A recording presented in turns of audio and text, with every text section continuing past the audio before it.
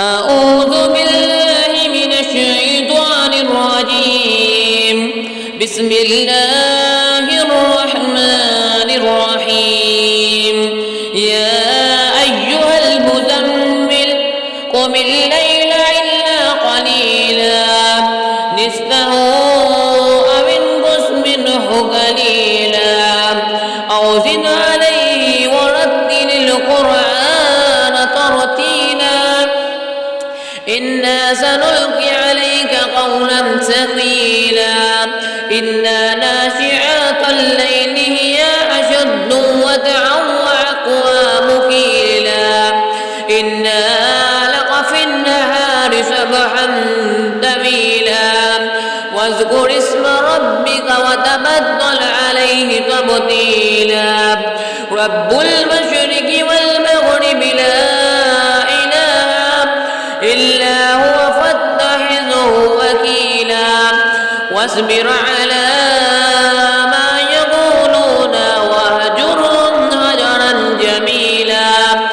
وذرني والمكذبين أولي النعمات ومهلهم قليلا إن لدينا أنكالا وجحيما وطعاما ذا غصة وعذابا عليما يوم ترجف الأرض والجبال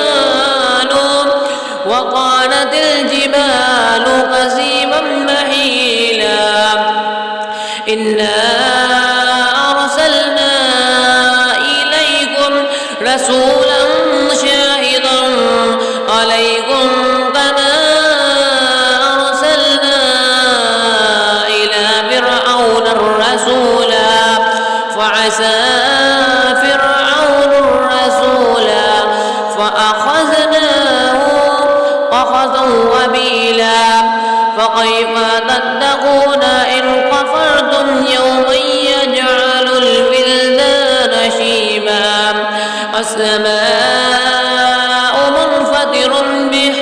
كان وعده مفعولا إن هذه تذكرة فمن شاء اتخذ إلى ربه سبيلا إن ربك يعلم أنا وتقوم أدنى من ثلثي الليل ونصفه وثلثه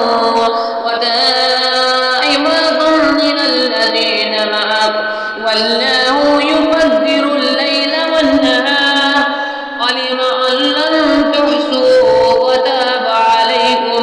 فاقرؤوا ما تيسر من القرآن علم أن سيكون منكم مرضى وآخرون يظلمون في الأرض يبتغون من فضل الله وآخرون يقاتلون في سبيل الله فاقرؤوا ما تيسر منه وأقيموا الصلاة وآتوا الزكاة وأقرضوا الله قرضا حسنا وما تقدموا لأنفسكم من خير تجدوه عند الله هو خير وأعظم أجرا واستغفروا الله إن الله